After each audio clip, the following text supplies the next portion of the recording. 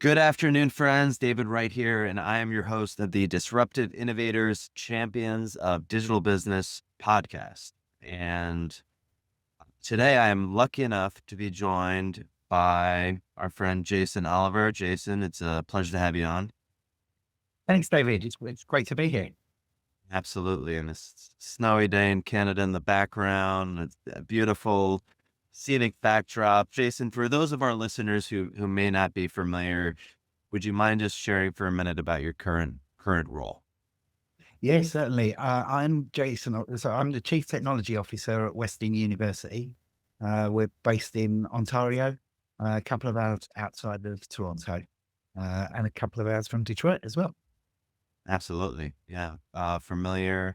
Excited to have you on. This has been a little whiles in the making. So you're a CIO 100 there, hailing from the UK. Excited to hear more about your backstory, your origin story, if you will. Um, Before anything though, Jason, we like to start each episode. If there was just one, because I'm sure there'll be a few, but if there was just one piece of actionable advice you might look to leave everyone with today, what might that be? I think it's probably spend less time speaking and more time listening. I think that's something that I picked up a few years back now in my career, and it's definitely had an impact. I tend to be able to absorb, yeah, and read body language of others now, whereas when I was younger and a little bit more direct, I suppose, I would be quite vocal quite quickly.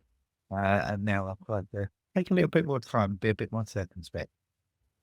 Love that. It's great advice. And it's something that I've had to practice in hosting the podcast, right? Like the active listening where I'm not just waiting for my turn to speak. I'm really listening because I want to respond in kind, not just ask the next question. I want to engage in this conversation that we're having like a good podcast host would. Because when I started this thing, I was like, I hate hearing myself talk. I'm not a podcast host. And it's kind of evolved from there, just as this fun dialogue. But the last thing I'll say about that is just it reminds me, I was talking to my team the other day, like, 'cause we also talk about just say less. I just ask the question, tee up the person and just listen and soak it up because, uh, when you read the person's body language, like you said, and all that, it just all plays. Um, and one of the, even in difficult situations or where there's a difficult conversation to be had, or there's maybe certain things to navigate politically, one of the lines that I really love, and I forget who coached me on this, but is help me understand. Help me understand X, whatever it is. And just as opposed to coming from a place, because I might have them, they might be thinking this opinion and I might be all the way over here. But if I come to the conversation in the question, like not with my mind made up already, with the humility to be open to not knowing, I think it almost disarms the person. And like, then if my intention is to try to help them understand my point of view, showing up from that place, I think kind of opens up the potentiality for that. I agree entirely. And to be a technology leader these days, I think you've got to have a degree of agility and you need to be able to pivot in the moment. And reading the body language of the room when you are in meetings and things like that, um, it's such an important skill to be able to learn, to acquire, um, because you may have to pivot at any given time to try to bring a captive audience along with you, and to try to get consensus. Yeah, and I love that as an IT leader, that's where you went because I think it's a skill that not everyone develops in our community and is such an important part of the success of all these kind of digital initiatives that mean, that we've been working on, that we will continue to work on, but that ability to engage, enroll, the root of organizational change management. But I digress, Jason. I wanna dive into the origin story of Jason Oliver. So, where you started out in your career, how you ended up in Canada, kind of tell us a little bit about you. Well, Canada wasn't planned, but I'll get to that. IT wasn't planned, to be truthful. Like a lot of people, I sort of fell into IT. My background was sort of business management and legal. Um, I did a degree in criminology. I worked at the Home Office. I ended up working in the UK for a non-departmental public body, so a government quango. And I was asked to arrange an exit strategy from an outsourced IT contract, and I did it. And it went really well. And the board turned to me, and the executive at the time turned to me and said, "You did that really well. Can you build an IT team?"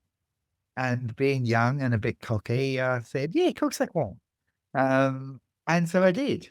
And 5 years later, that team was nominated as one of the best small IT departments in Britain, um, and at the UKIT Awards. So a massive achievement. I then pivoted a little, um, and I became the program director for the disillusionment of the closure of that Quango. Um, and so I picked up a lot of learnings around program management and program delivery.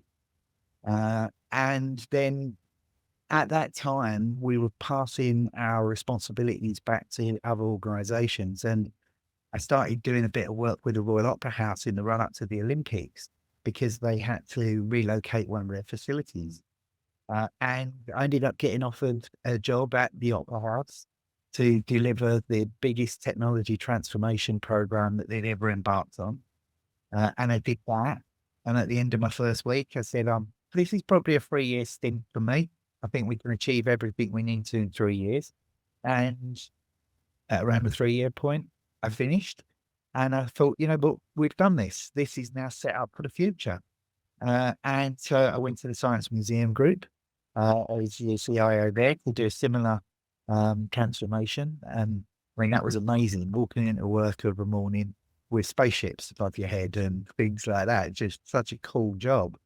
But again, it was about turning a primarily analog business into a digital business. And so I did that again, 3-year stint. And then sort of took stock and thought, where can I make the most impact? And the higher education sector became more and more appealing to me. And late one night, I discovered that there was a role for a CIO at the University of Sussex. And I put in an application, and literally within a few weeks, I was offered the job. And we were relocating our family down to Sussex. And I was there for 7 years. And then I was having a glass of wine, summer 24 with my wife.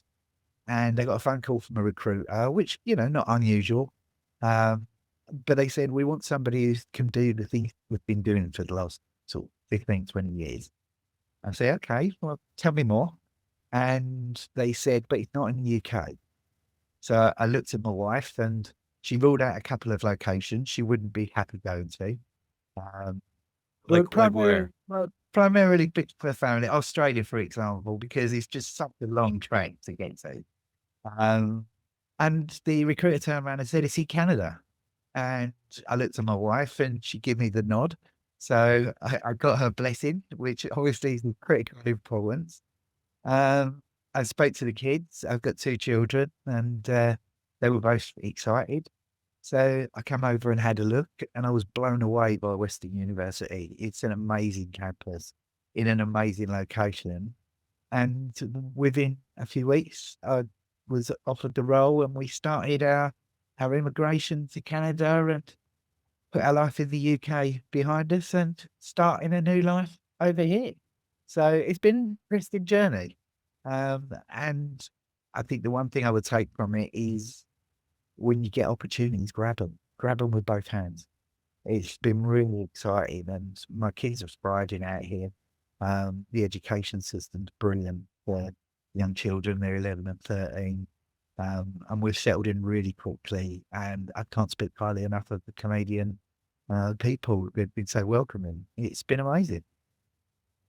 They d- they are lovely people. Just like, yeah, I mean that's a rash generalization, but like, you know, my experience of most of them has just been very, very. They're just nice people, as opposed to New Yorkers, which get a very bad rap as being kind of cold.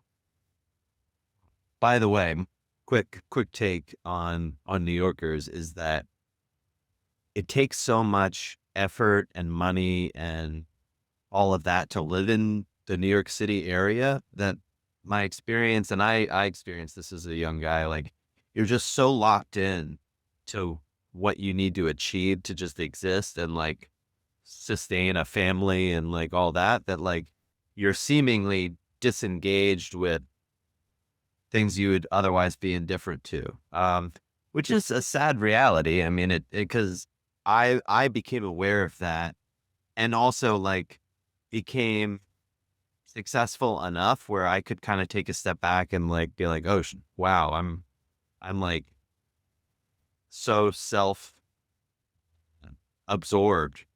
Really was what I concluded. You know, Well, London, um, is getting increasingly more like that description of that you've given.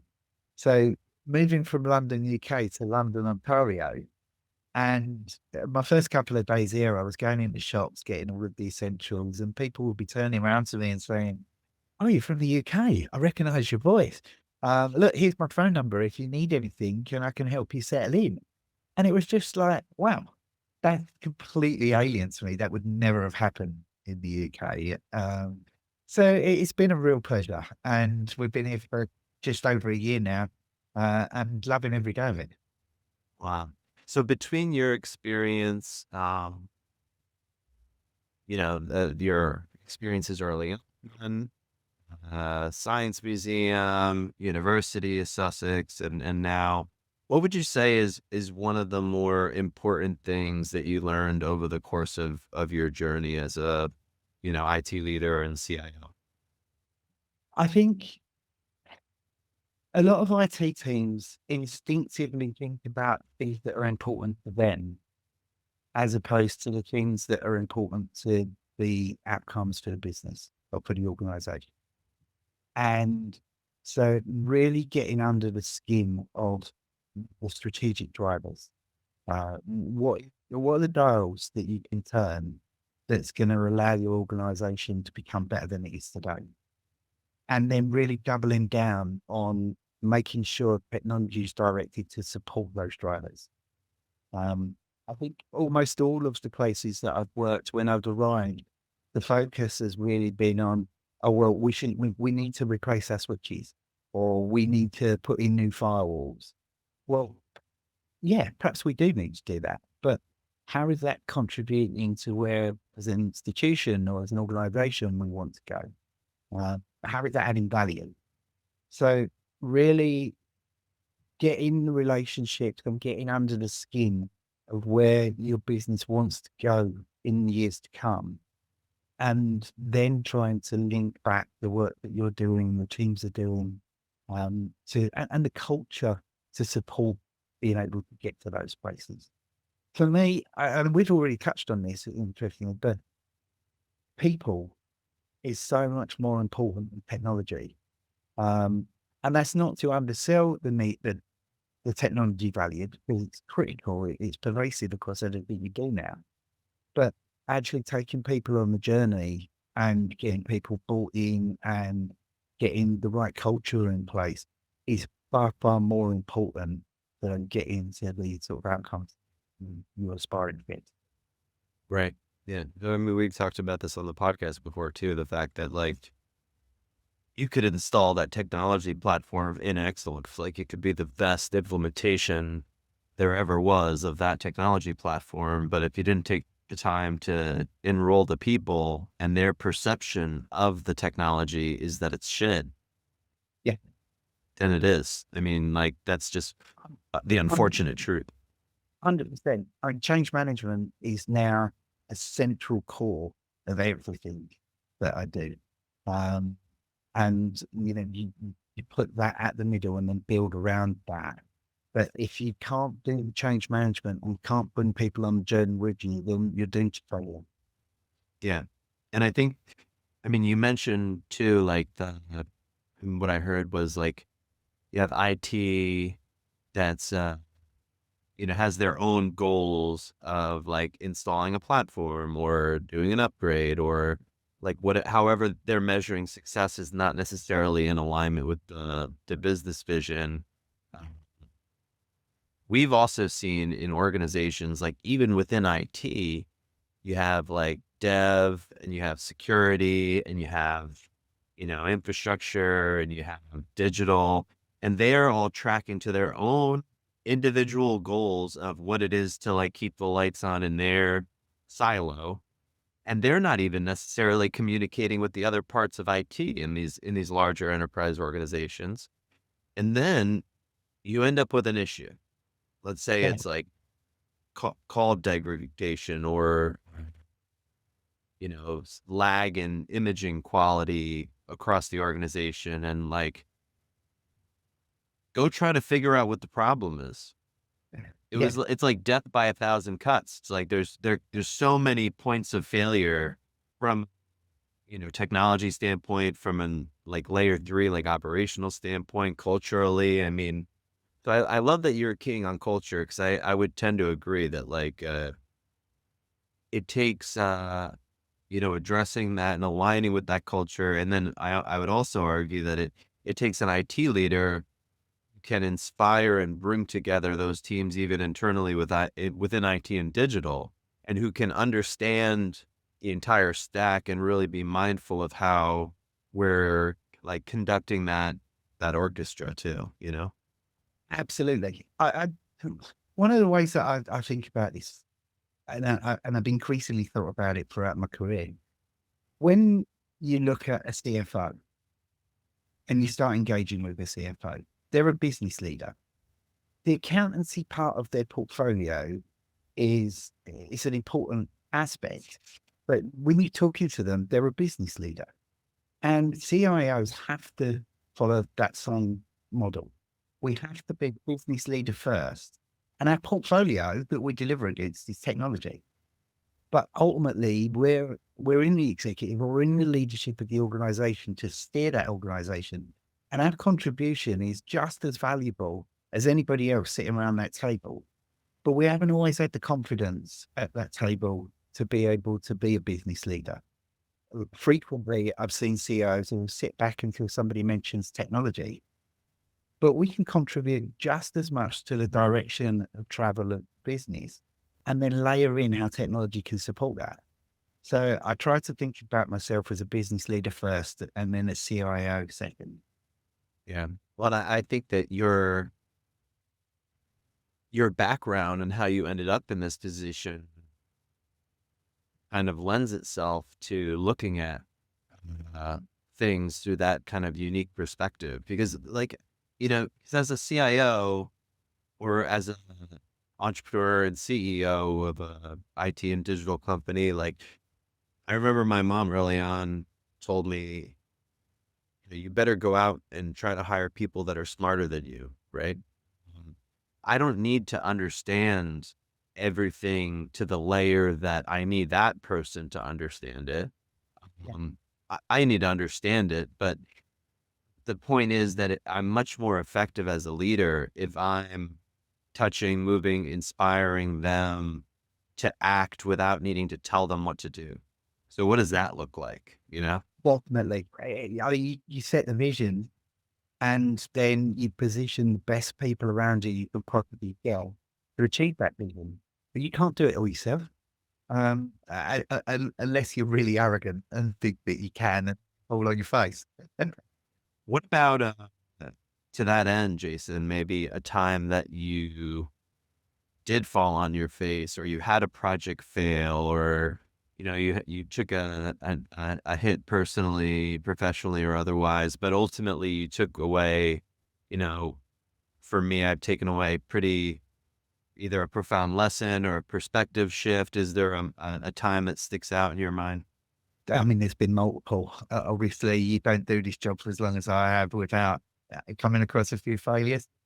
I think what I learned from those and the things that I try to put in place now is be try to get a frequent cadence of understanding where you are on different Mhm. initiatives.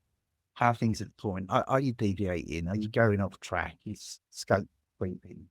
And what can be done to bring it back? And I think having transparent dialogue around those sorts of things really builds trust. And so much of being able to deliver effectively is building trust relationships with the vendors, with your team, with your executive, and with your customers. So for me, I think it's about what I've learned is to try to be more and more authentic and open about where we are, and create an environment where people can have, um, you know, a good dialogue, so that when things do start to go off on track, we can get them back as quickly as possible. The worst thing, and something I probably did more frequently in my early career was try to think, oh well, I can fix this. I don't need to bring this to everyone's attention. I'll get this sorted. And it's foolish. You just put in more and more pressure on yourself, when there are people around you, particularly if you have built capable teams who can help. So I think that's probably where I would stress, try to be authentic and open. I love that. It's funny. This is the second interview in a row that authenticity has been brought up, and it was something that took me a long time to really grow into because I had to grow out of a lot of the fear that I let drive me for a long time and shed the ego that I used as a shield for a long time and get comfortable being right sized. And what I mean by that is, I'm not better than, I'm not less than, I am what I am. And there's going to be some people that like me, some people that don't like me, and that's okay, right? Like I don't need everyone to like me. Now, do I want to try to have people respect me? Yes, I'd like to strive for that. I don't derive my value as a human from what you think of me.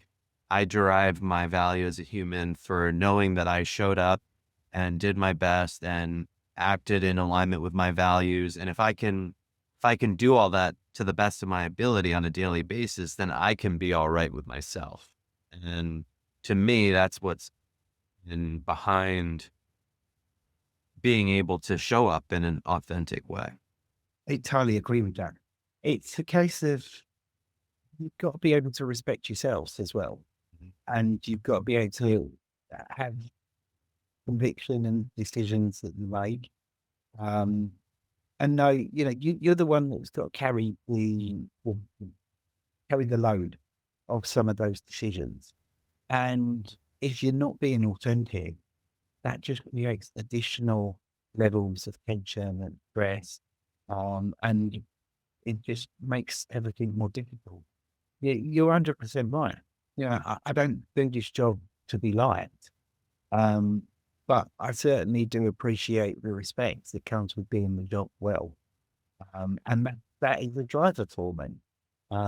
It's really important, and it's been really important in allowing me to progress throughout my career into bigger and brighter roles. And I'm just really fortunate that I'm in one at the moment, which is super exciting. In a fantastic institution where I think we've got so much potential, it's unbelievable. And if I can bring my authentic self and help unlock some of that and take the institution forward, then I can step away in the years to come very proud. No, well, so let's get into it a little bit. Mhm. Well, and before we do, Jason, I always just like to ask, favorite book or literary piece, either that you've been reading recently, one that you all-time favorite, your choice. Anything you might recommend to us. I don't read as much now as I used to, but because I listen to podcasts a lot more frequently now. But I do. My wife got me a book for Christmas that I asked her to get. Actually, it was brand new out. It's called Change Fluency, and it's by an author called JQ, Keiw. It's the spelling, and it's right up my street. It talks about different approaches to change. It's done in the context of a fictional company, but it's absolutely brilliant, and I would recommend it to anyone who is in a technology leadership role and where change is an important part of that. And I met Jay. I when I first got here last year, I was at a conference, CIO Association of Canada annual conference, and Jay was one of the keynote speakers. And I sat there and was captivated. And I thought it's not often that I get like that these days. I'm a little bit more jaded, but I thought he was just brilliant. The way he presented himself, the way he engaged the audience, and this was his first book that he released. And I thought, you know what? I've got to have that. And I read it in no time and it was absolutely brilliant. And now I've given it to one of my directors and said, look, you need to read that because this is exactly how I think.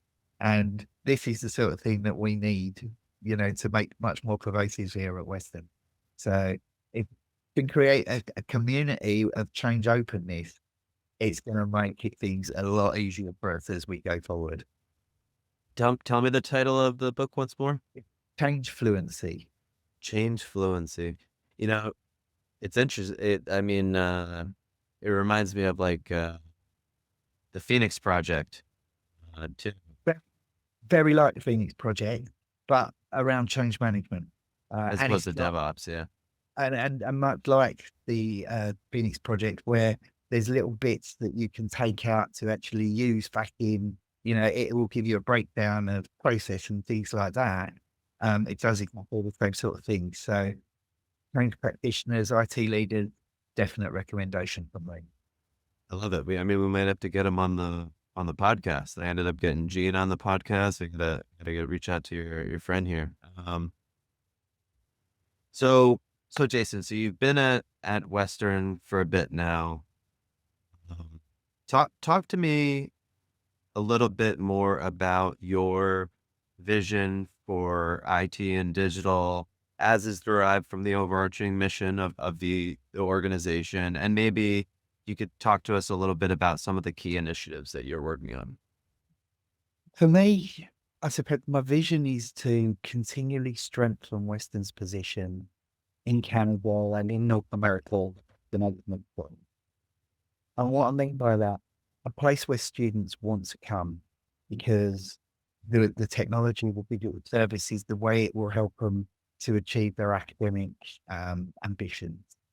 A place where researchers want to come because we're joined up with the broader research community across North America because we're going to start to put in the technologies that will allow excellent research to become world-class research, and a destination of choice for staff, a place where, top technologists around Canada look at Western and say, I want to work there because of what they're doing, because of the visions that they have. This is where I want to come.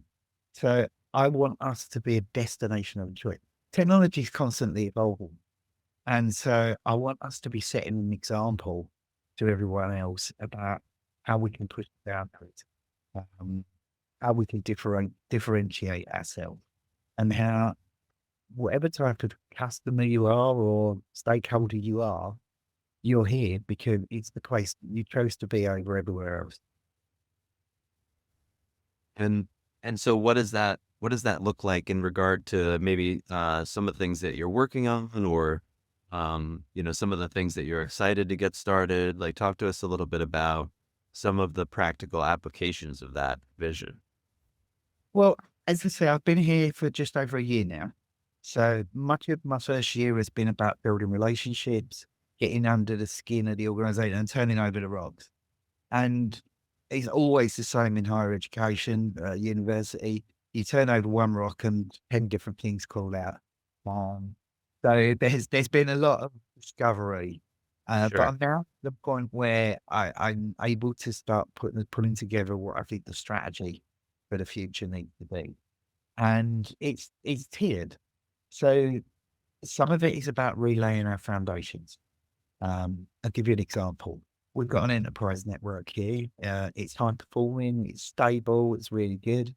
But the increasing loads that is required by our research community means, and the different technologies that our research community are now experimenting with and using, means that there's contention at the network layer frequently because there's that tension between a student who wants to be watching Netflix or doing gaming, um, and the researcher that's trying to, pull from his medical device terabytes of data every evening. Mm. So not fit for purpose anymore. It may have been historically, but now I need to start thinking past that. What are the infrastructure foundations that are needed to allow all of the different components to thrive? So that's really a pivotal part of strategy going forward. Um, making sure we've got fit for purpose plans for the different communities to be able to be the best that they can be as we move forward. Um, AI, the introduction of AI over recent years is a massive disruptor for our sector.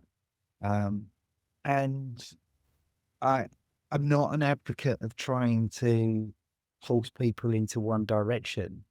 So in the strategy, what my focus is going to be is empowering people with the digital skills to be able to use AI or whatever use case it is they need, and put the power into the end user's hands, as opposed to us trying to direct where we should be going. We're so diverse at the university, circa 10,000 staff, 50,000 students here every day, and not one of them will have an identical requirement. So trying to focus in on a specific initiative, again, it would be foolish. That's Um, interesting. Trying to give people the power to use those tools in a way that will help them get the outcomes that they're looking for within obviously a governance framework. Um, but so education and digital competency is another central theme where we're playing. I've touched on research a number of times, and we've got a number of new buildings going up, and we're looking at converging different thematic areas of some of our science and health science research. So designing a building that will enable that, and the technologies and how they interact with each other to help us become more collaborative and interdisciplinary. These are all, again, major parts of what I see over the next 3 years, my focus being on. And then there's the people part of it, and the people part of it is, well, how do I take the team that I inherited and the technology teams from across campus? Because we've got like 13 different technology teams across campus. So well, because and this isn't unusual for a university, or you generally have a central team and then local teams in the different faculties. And they can all be talking about pursuing their own agenda and their own outcomes. And part of my job is, how do I bring that together? How do I bring efficiencies? How do I bring Alpha to be more productive? Um, how do I create a central strategy that everybody can pick back and go, yeah, I recognize myself in that. And I can see how, if I support this, we will collectively have better outcome. So that's really where I am at the moment. That's the end of my year one. I'm in.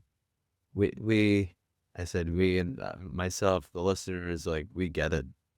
And that's exciting though. I mean, it's exciting given your track record, and given the potential that's there. So exciting times. So a couple more questions, Jason. One would be, where do you see the future of academia or going, or what do you think will be some of the biggest changes as time passes? So acknowledging you don't have a crystal ball, but maybe like, I don't know, 5, 10 years down the line or even sooner, like what do you think are some of the exciting things that we'll see of the future? It's a really good question because there's so many layers to the answer that can be given there. Geographically, it's different. It was different in the UK than what it is in Canada, and Canada is very different from the US. Um, I think when I look at the macro zoomed out higher education, though, where the impact of AI is going to fundamentally change the way that our lecturers teach, the way that our students consume. Um, and I don't have a crystal ball. I don't have all of the answers. So what I lead back to the previous point I made. If I can impart the digital competencies and digital skills into the staff establishment, if I can create the foundations that will allow people to build on top of the outcomes that they need, then I think that's a starting place for me. Um, I think the financial climate in higher education is very, very challenging. In the UK, I just read about two big universities having to come together and merge because of financial difficulties. And they've created a super university now. Um, that brings all sorts of considerations around how they operate moving forward. But I can see more and more of that happening across the world. Governments don't have the money to support universities in the way that they did 10 years ago. And in 10 years' time, I'd be surprised if there's any money going into universities from central sources outside of research grants. Um, so we're at an interesting point as well, where we have to figure out ways to become self-sustaining. Um, we're already non-for-profit. The income that we generate create surpluses, which is invested back into the services that we run. But we're going to have to think more increasingly around how can we generate different, diverse revenue streams that will allow us to do more and more and more in benefit of the communities that we serve. Um, so it's a really difficult one to answer today. There's, really micro things like how do you stop a student from using AI to create a dissertation? Um, or should you? Is that just pushing against the tide? Should we be really thinking about the value proposition and changing our entire approach? And I don't have the answers to that. We were talking about the teams around you. There are some bigger and brighter minds than mine that are stumped on this question, and this is what they deal with every day. What I can do, I can support them in their thinking, help them with experimentation, um, and use my experience to be able to support them measuring the outcomes of different experiments to see what works, what doesn't, and then to really scale at pace the things that do work effectively so that we can get quick value from that. I suppose that's probably one micro example against the backdrop of a really, really interesting, actually fascinating period in university history.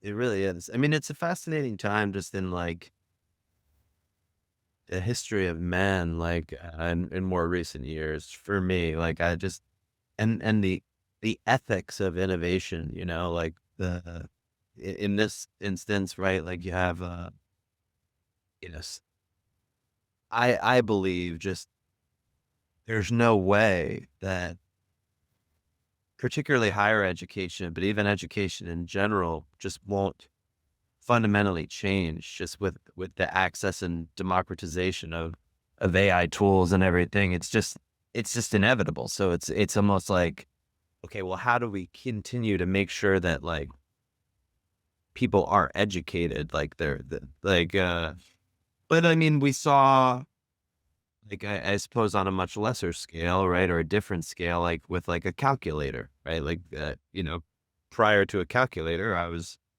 doing, long division, by hand. Now I'm not. This goes back a long way back.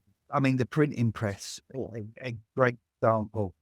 But then there's another, the, the students that are coming into the university now are coming in as digital natives. Right. And the staff that are working in universities invariably are not digital natives. So there's a whole change management piece there as well. A lot of the students that we will be bringing in now and in the years to come, they've grown up in an environment where they consume things on demand, television, content, and that's at odds with the historic way that universities have taught.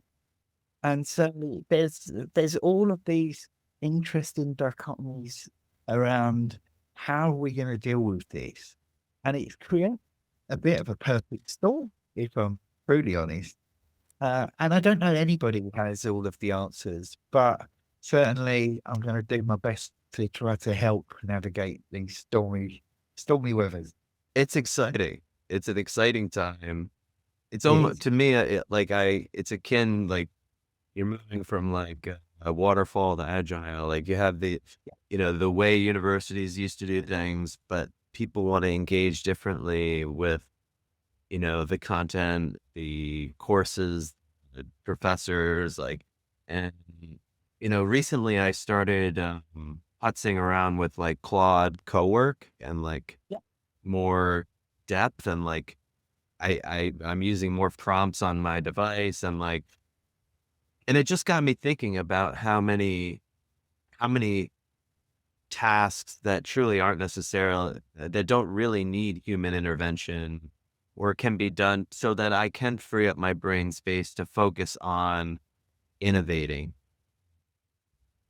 Or there's a concept that we've discussed on the podcast before, which is basically the premise. Like, if someone's solved a problem before, I'm an enterprise organization, I have a problem in front of me. Someone has solved that problem before. Let me not spend cycles trying to resolve that problem. Like, let me borrow the experience of someone who has already solved that problem, apply that knowledge, and then spend my, resources and time innovating, or solving a problem that hasn't been solved yet. And Yeah. I think the same it holds true for a lot of this. It's like, if some of those more mundane and or just like whatever tasks, or even learnings can be just surfaced that much more readily, what else is possible? What can I spend my time doing next? 100%, 100%. And I mean, my daughter, she's 13 years old. And so ChatGPT would have probably been around, it would have come out probably at around the time that she was 9.5. She now, it's not digital skills that she's had to learn. It's just skill. She doesn't understand the concept of digital as being something different. And there's 5 years until she comes to university. So in that 5 years, she's going to develop so much. And how do I help the workforce be ready to meet the expectations of that type of demand? Fun and games. It's very, I mean, it's trippy almost. It's, Like the it, episode. it's a Go ahead. privilege, to be fair. I No, mean, true. it's such a great job to be in. I love being a CIO anyway, but to be a CIO of an organization like this at a time, at a period in history like this, I couldn't really ask for much more. It's an absolute pleasure. Amazing. I mean, I'm excited. We'll have to do this again, 12 to 18 months out, and get a litmus as to where you're at, Jason, because I agree. It's exciting and, very cool. I mean, it's been a pleasure to have you on, Jason. In closing, I do always like to ask, if you could go back 5, 10, 20 years in time, what advice would you give your younger self? Oh, good question. When I from the age of about 10 through to almost 20, I was an athlete. And I think that gave me it taught me a lot about competition. It taught me a lot of my drive. Um, but when I got into my 20s, I found other things and my fitness levels waned off a little bit. I think if I could go back to that period when I was 20, I would say to myself, maintain a general level of good fitness because when you get to 50, your physical and mental health for doing a job like a CIO is absolutely critical. And there isn't a day passes that I don't think, "Oh, I wish I was a little bit fitter." Because, it's a stressful job. There's a lot of pressure. You're taking on the responsibilities for a lot of people, and it's hugely complex, as we've just spent the last hour talking about. So Mhm. mental and physical fitness is really, really important, and it's really difficult to catch it back up when you get to my age. I mean, I love that we're talking about it. I mean, I'm a huge proponent in mental, spiritual, physical health. So um, good on you, Jason. Thank you so much for taking the time today. I really appreciate it. It's been an absolute pleasure. Nice to speak to you, David.